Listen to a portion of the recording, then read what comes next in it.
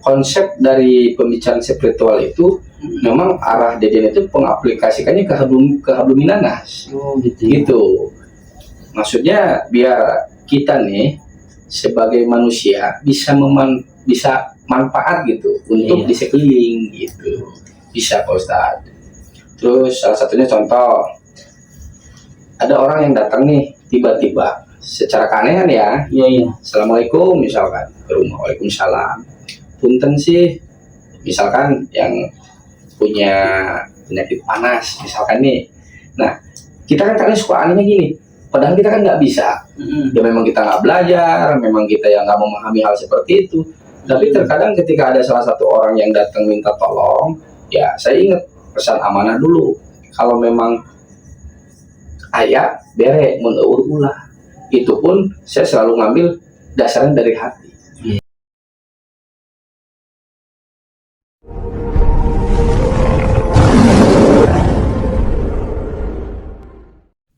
Assalamualaikum warahmatullahi wabarakatuh. Waalaikumsalam warahmatullahi wabarakatuh. Puji syukur alhamdulillah kita panjatkan kepada Allah Subhanahu wa taala.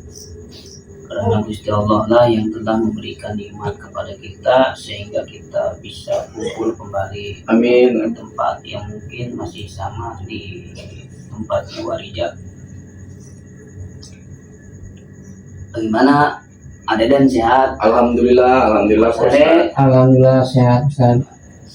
Jadi untuk bincang-bincang malam ini ya saya masih agak penasaran Ya siap Ustaz. mengenai hal spiritual.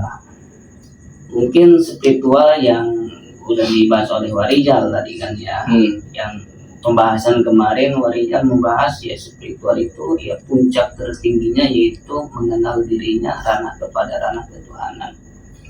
Namun kan posisi orang-orang yang sudah menjadi pelaku spiritual jika mempunyai ada keterbukaan dalam arti kegoibannya, panca inderanya terbuka.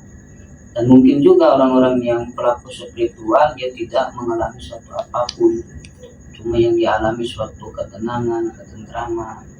Mungkin untuk karena ADN kan mungkin ya Allah menunjukkannya ya dengan cara-cara ada keterbukaan, seperti melihat sesuatu, mimpi tentang sesuatu, bertemu dengan sosok sesuatu. Jadi untuk menyikapi hal tersebut, jadi penemuan-penemuan tersebut mungkin sebagian orang ada pula yang membawa penemuan-penemuan tersebut ke ranah dirinya itu supaya sakti.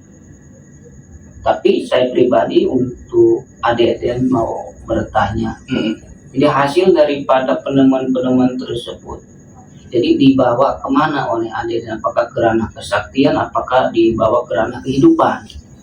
Mungkin bisa dijelaskan untuk ADN, silakan. Atur nuhun Pak Ustadz. Iya. Insya Allah ya walaupun tidak detail atau tidak rinci, ya versi tentang spiritual Deden nuku Deden dibawa ke arah mana kan gitunya. Iya. Bismillahirrahmanirrahim. Jadi mengenai tentang spiritual dibawa ke arah kemana? Ya tadi ya. Kalau memang bicara spiritual itu bisa sakti, ya mungkin bisa aja. Kebanyakan ya memang spiritual itu mengarah ke hal seperti itu, ada kesaktian, mungkin luar daripada kesaktian ada. Cuma ini untuk Deden pribadi, Deden membawa spiritual tersebut itu untuk ranah kehidupan Pak Ustadz. Jadi salah satu contoh, saya pribadi ingin belajar mengkompakkan diri. Dari spiritual tersebut diaplikasikan ke kehidupan, ya terutama untuk hubungan secara rumah tangga. Jadi artinya gini, ke bab rumah tangga itu saya aplikasikan biar nih saya disebutkan semuanya itu kalau kepala rumah tangga pemimpin ya Pak, pemimpin rumah tangga. Jadi saya pengen sebagai kepala rumah tangga ini memimpin dengan cara kebijakan. Nah dari hasil spiritual saya bawa arah ke kehidupan, terutama ke kehidupan keluarga. Itu Pak Ustadz. Jadi salah satu contoh yang biasa mungkin waktu pertama awal-awal masih sering marah, sering ngomong asal gitu kan ke istri. Ya minimal sekarang kita masih belajar, kedepannya masih belajar, cuma ada remnya lah. Kalau bahasa kendaraan itu masih bisa kerem gitu, masih bisa dijaga Pak Ustadz. Itu yang pertama. Yang kedua, dari spiritual Deden bukan bicara untuk pengen dianggap sakti atau pengen dianggap baik, tidak. Kita lagi berproses belajar buat belajar baik. Kalau baik mah, waduh, tadi saya nggak bisa bicara tentang arah ke situ, tapi kalau belajar untuk baik ya itu lagi saya pelajari sampai sekarang Pak Ustadz. Tapi dari perjalanan spiritual tersebut ya kan, misalkan katakanlah seorang pelaku spiritual diberikan suatu hadiah, terus dikaji oleh dia sehingga dia mempunyai suatu motivasi atau suatu pembelajaran ke ranah yang lebih baik. Tapi untuk pelaku spiritual tersebut yang diberikan katakanlah hadiah oleh Allah Subhanahu wa Ta'ala, itu bisa apa tidak untuk dipergunakan untuk menolong orang yang butuh pertolongan, seperti orang kekepoekan, mencari solusi bagaimana caranya, itu bisa Pak Ustadz. Karena sebenarnya konsep dari pembicaraan spiritual itu memang arah Deden itu pengaplikasikannya ke habluminanas. Oh gitu ya. Gitu. Maksudnya biar kita nih sebagai manusia bisa manfaat gitu untuk Iya. di sekeliling gitu. Bisa Pak Ustadz. Terus salah satunya contoh, ada orang yang datang nih tiba-tiba secara keanehan ya, Iya. Assalamualaikum misalkan ke rumah, Waalaikumsalam. Punten sih, misalkan yang punya penyakit panas misalkan nih. Nah, kita kan kadang suka anehnya gini, padahal kita kan nggak bisa. Ya memang kita nggak belajar, memang kita yang nggak memahami hal seperti itu. Tapi terkadang ketika ada salah satu orang yang datang minta tolong, ya saya ingat pesan amanah dulu. Kalau memang ayah bere ulah, itu pun saya selalu ngambil dasarnya dari hati. Kalau hati saya ibarat nyaman, hati saya misalkan ngedorong, ya dalam arti ngedorong apa ya namanya ya, bisa disebut dengan ikhlas lah, atau misalkan gimana, Allah aja kita mah hanya bisa menjadikan jembatan di kehidupan orang lain, tapi hakikatnya kan Allah semuanya. Ya alhamdulillah gitu Pak Ustadz. Kadang ada yang ngomong ya alhamdulillah, ya berarti kan atas izin Allah. Pokoknya di spiritual itu jangan pernah mengaku kalau kita mampu, kalau kita bisa. Jadi yang ditata dari spiritual itu mengakseskannya sebenarnya bahasa biar kita lebih ke handap asornya, nanda tawadu, terus lebih ke rendah hati. Jadi pemetikan bahasa tersebut memang ada sababnya dari kajian alam juga Pak Ustadz. Contoh tuh nyokot ilmu mah siga ilmu pare cenah. Cakol makan gitu biasanya. Semakin mengisi semakin merenduk. Nah akhirnya kita aplikasikan bahasa-bahasa tersebut ke diri kita, kita cerminkan.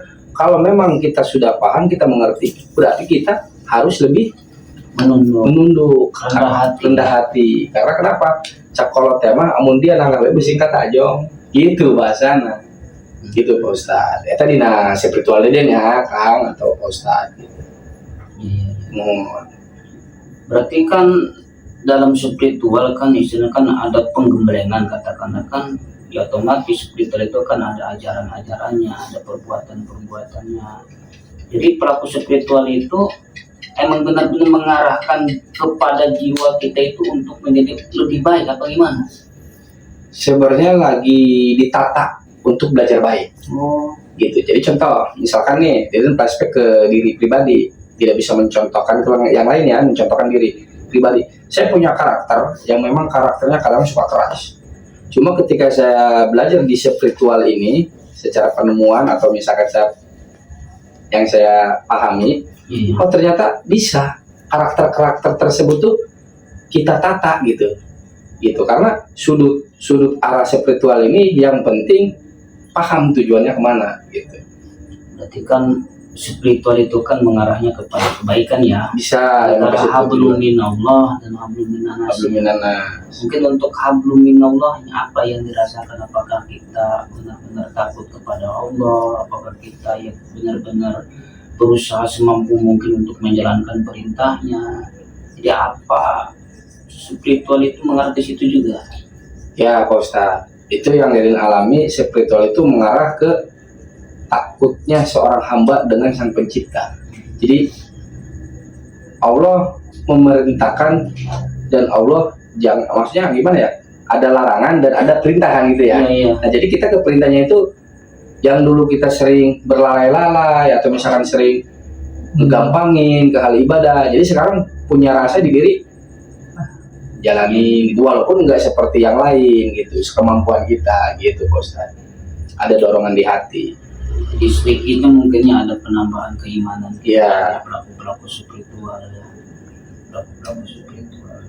Ya sebenarnya spiritual itu sebenarnya unsur dalam sih ya, bisa dikategorikan unsur batin yang di dalam dikeluarkan menjadi perbentukan kebaikan yang kita aplikasikan gitu.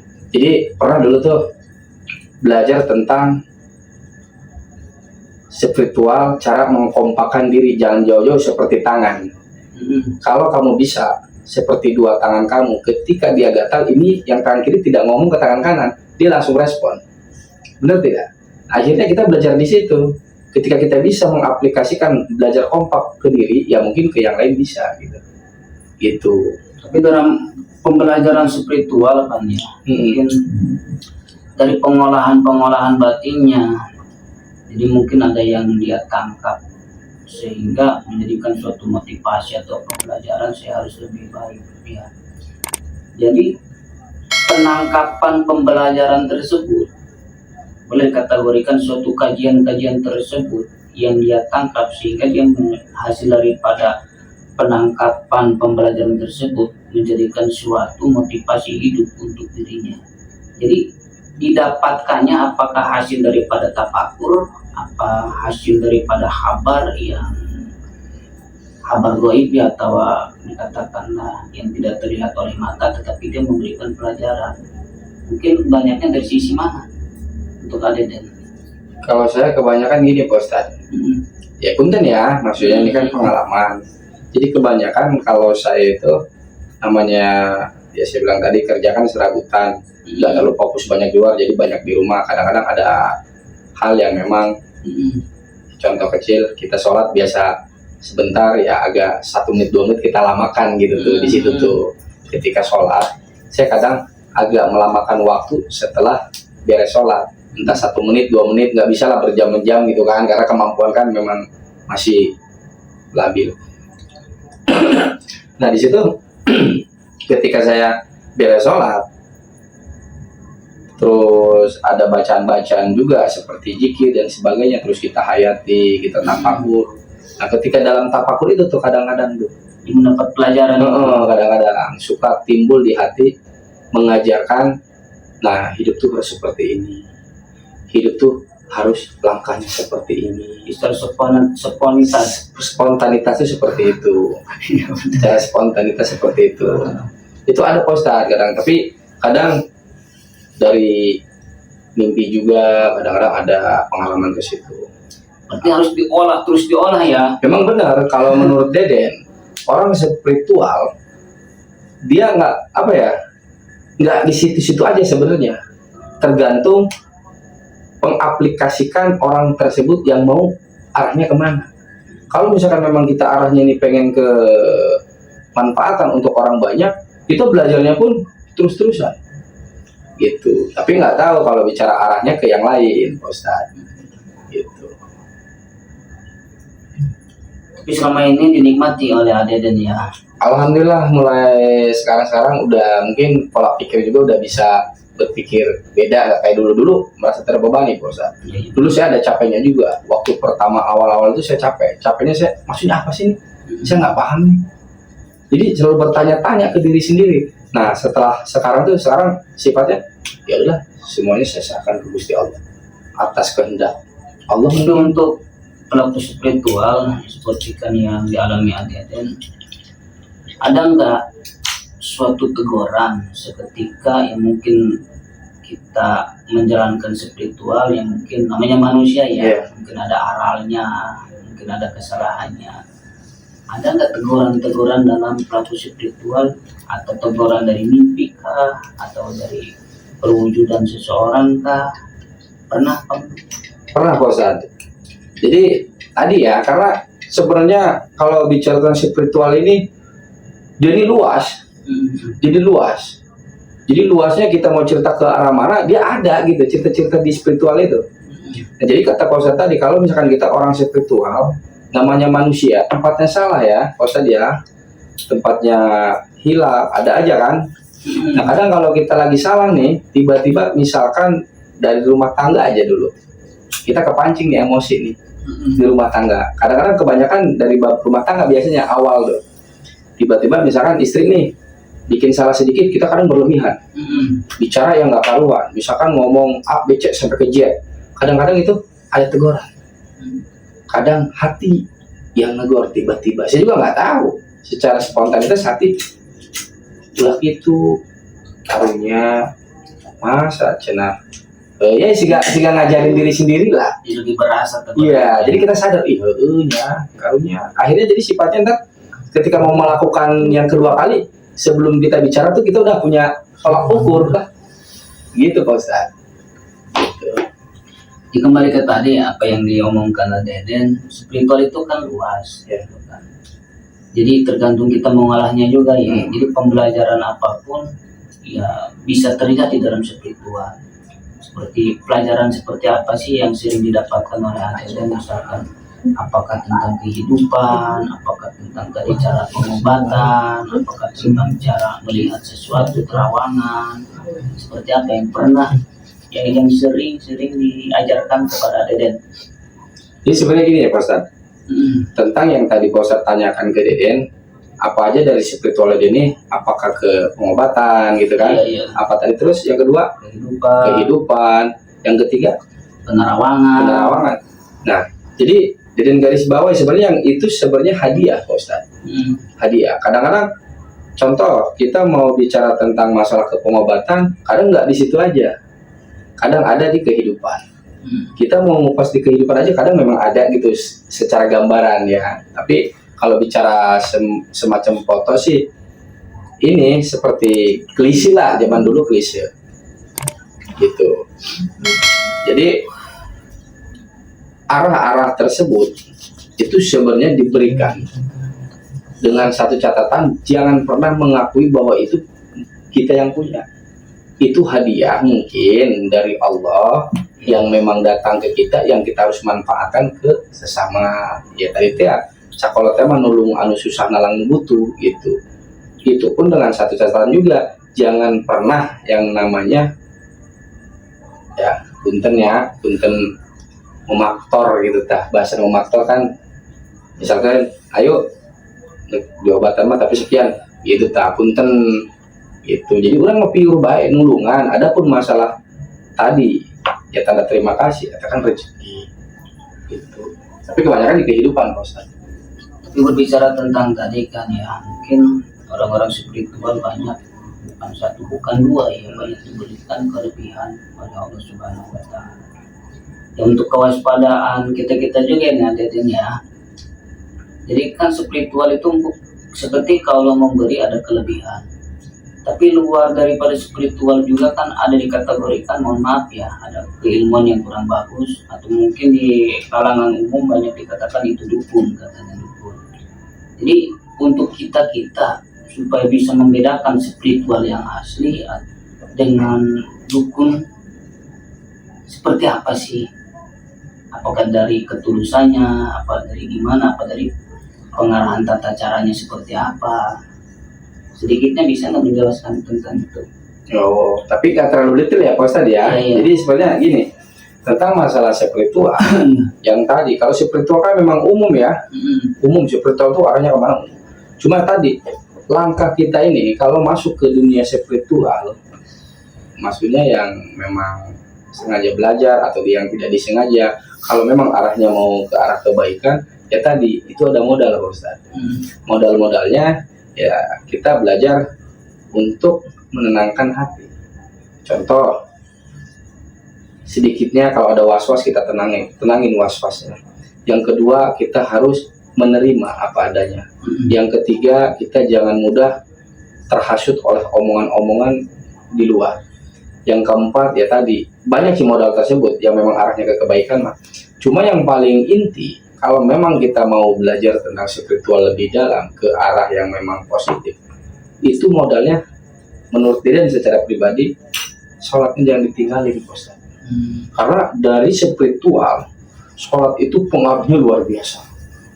Emang itu kunci, bisa dibilang kunci lah kalau versi Deden ya. Jadi pelaku spiritual mungkin supaya kita tidak terjebak Iya. terjebak antara pelaku dan kita bisa menilai orang berspiritual. Jadi hal-hal positif dalam agama itu pasti dilaksanakan seperti sholatnya, puasa Ramadannya, seperti itu ya.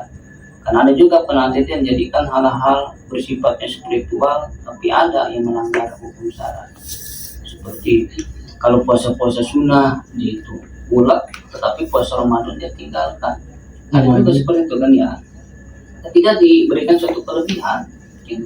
Jadi mungkin untuk kita supaya lebih waspada, ya mungkin kita harus mengarah apakah yang kita datangi, misalkan orang ini mencari guru spiritual, jadi yang dilihat oleh kita dari langkah awalnya, ya mungkin dari tata cara beliau itu kali ya. Jadi melihat dari segi syariatnya benar apa tidak, mungkin seperti itu ya. Itu pembedanya. Iya. Ya. Jadi pembedanya tadi kata Pak Ustadz tadi harus ada ya, contoh misalkan nih kita melihat sosok peran guru, keistiqomahan guru dalam kehidupannya kan gitu, tentang masalah dia ya ibadahnya, terus masalah dia tentang hal-hal yang lain itu harus kita pelajari ya. Karena apa? Masalahnya itu dua tadi, antara murid dan guru dan murid itu pengaruh besar di spiritual Ustaz. Ya contoh bahasa yang memang pernah diceritakan, kalau guru kencing berlari, murid akan kencing kalau guru kencing berdiri, murid akan kencing berlari.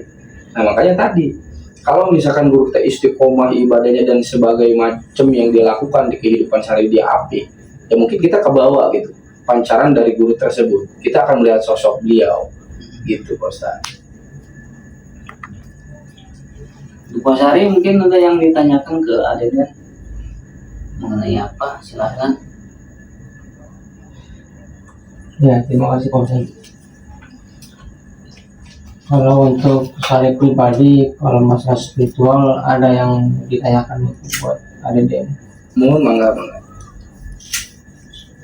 Contoh spiritual di dalam kehidupan sama spiritual dalam beda sama ini sama pergoiban.